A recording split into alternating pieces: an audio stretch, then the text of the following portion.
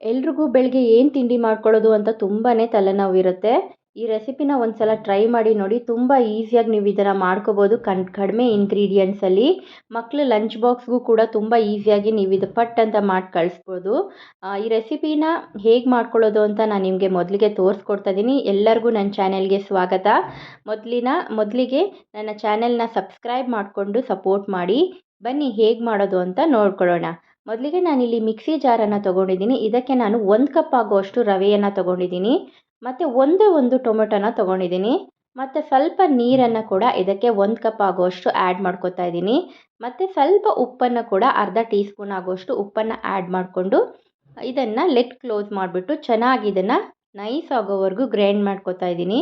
ಇವಾಗ ಇದು ಗ್ರೈಂಡ್ ಆಗಿದೆ ನೋಡಿ. ಇವಾಗ ತುಂಬಾ ಈಸಿ, ಪಟ್ ಅಂತ ನೀವು ಇದನ್ನು ಮಾಡ್ಕೊಳ್ಬೋದು. ಯಾವುದೇ ಸಮಯದಲ್ಲಿ ಕೂಡ ತುಂಬ ಈಸಿಯಾಗಿ ಮಾಡ್ಕೊಳ್ಳುವಂತಹ ರೆಸಿಪಿ ಇದು.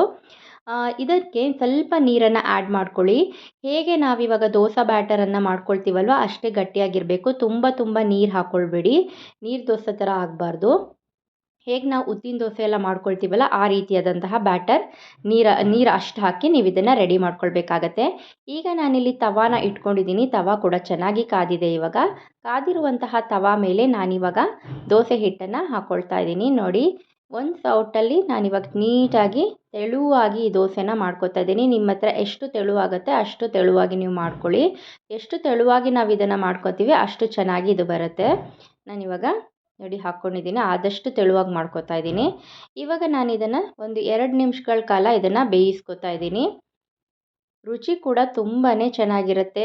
ಮತ್ತು ಇವಾಗ ಟೆನ್ಷನ್ನೇ ಇರೋದಿಲ್ಲ. ಅಕ್ಕಿ ರುಬ್ಕೋಬೇಕು, ಹಿಟ್ಟು ನೆನೆಸ್ಬೇಕು ಅಂತ ಏನು ತಲೆಬಿಸಿನೇ ಇರೋದಿಲ್ಲ. ಈಗ ನೋಡಿ ಇದನ್ನು 2 ನಿಮಿಷ ಆದ ನಂತರ 1 ಟೀ ಸ್ಪೂನ್ ಆಗೋಷ್ಟು ಎಣ್ಣೆನ ಮೇಲೆ ಹಾಕ್ಕೊಂಡು ಇದನ್ನು ನಾನಿವಾಗ ನೋಡಿ ಚೆನ್ನಾಗಿ ಬೆಂದಿದೆ. ಇವಾಗ ಇದನ್ನು ನಾನು ಹೇಗೆ ನೋಡಿ ನೈಸಾಗಿ ಬರ್ತಾ ಇದೆ ಇದು ನೀಟಾಗಿ. ಇದನ್ನು ತಿರ್ವಾ ಹಾಕ್ಕೋತಾ ಇದ್ದೀನಿ.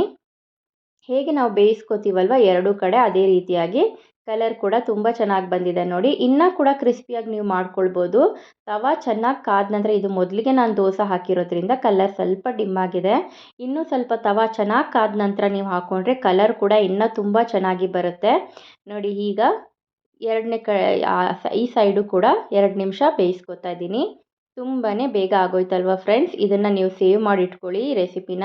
ಮತ್ತು ನನ್ನ ಚಾನೆಲ್ನ ಹೊಸದಾಗಿ ನೋಡ್ತಾ ಇರೋರು ಎಲ್ಲರೂ ನೋಡ್ತಾ ಇದ್ದೀರಾ, ಲೈಕ್ ಮಾಡ್ತಾ ಇದ್ದೀರಾ, ಯಾರೂ ಸಬ್ಸ್ಕ್ರೈಬ್ ಮಾಡ್ಕೋತಾ ಇಲ್ಲ. ಪ್ಲೀಸ್ ಸಬ್ಸ್ಕ್ರೈಬ್ ಮಾಡಿಕೊಂಡು ಸಪೋರ್ಟ್ ಮಾಡಿ ನೋಡಿ. ದೋಸೆ ಕೂಡ ಇನ್ಸ್ಟೆಂಟಾಗಿ ರೆಡಿಯಾಗಿ ಹೋಗ್ಬಿಟ್ಟಿದೆ. ಇವಾಗ ನೀವು ಇದನ್ನು ಯಾವುದೇ ರೀತಿಯಾದ ಚಟ್ನಿ ಮತ್ತು ಸಾರು ಜೊತೆಗೆ ಇದನ್ನು ನೀವು ಸರ್ವ್ ಮಾಡ್ಬೋದು. ಈಗ ನಾನು ಇನ್ನೊಂದು ದೋಸೆ ಕೂಡ ನಿಮ್ಗೆ ಹಾಕ್ತಾ ಇದ್ದೀನಿ ನೋಡಿ ಎಷ್ಟು ಚೆನ್ನಾಗಿ ಬರ್ತದೆ ಅಂತ. ತವಾ ಎಷ್ಟು ಚೆನ್ನಾಗಿ ಕಾದಿರುತ್ತೆ ಅಷ್ಟು ಚೆನ್ನಾಗಿ ನಿಮಗೆ ದೋಸೆ ಕೂಡ ಕ್ರಿಸ್ಪಿಯಾಗಿ ಎದ್ದು ಬರುತ್ತೆ. ಇವಾಗ ಇದನ್ನು ಕೂಡ ನಾನು ಪಟ ಅಂತ ಮಾಡಿ ತೋರಿಸ್ತಾ ಇದ್ದೀನಿ. ನೋಡ್ಕೊಂಬಿಡಿ ನೋಡಿ. ಈ ರೀತಿಯಾಗಿ ಎಷ್ಟೇ ದೋಸೆ ಹಾಕ್ಕೊಂಡ್ರೂ ಕೂಡ ನಿಮ್ಗೊಂದು ಸ್ವಲ್ಪನೂ ಕಿತ್ತೋಗೋದಿಲ್ಲ. ಇನ್ಸ್ಟೆಂಟಾಗಿ ಇದನ್ನು ನೀವು ತುಂಬ ಟೇಸ್ಟಿಯಾಗಿ ಕೂಡ ಬರುತ್ತೆ ತಿನ್ನೋದಕ್ಕೆ. ಇದನ್ನು ತಿಂದು ನೋಡಿ ಬೇಕಾದರೆ ನೀವು ಕಾಮೆಂಟ್ ಸೆಕ್ಷನಲ್ಲಿ ಕಾಮೆಂಟ್ ಮಾಡ್ಬೋದು ನೋಡಿ. ಈಗ ಎಲ್ಲ ದೋಸೆನೂ ನಾನು ರೆಡಿ ಮಾಡಿ ಇಟ್ಕೊಂಡಿದ್ದೀನಿ. ಈ ರೆಸಿಪಿ ನಿಮಗೆ ಇಷ್ಟ ಆಗಿದ್ದರೆ ಲೈಕ್ ಮಾಡಿ, ಶೇರ್ ಮಾಡಿ ಮತ್ತು ಸಬ್ಸ್ಕ್ರೈಬ್ ಮಾಡ್ಕೊಳ್ಳಿ. Thank you.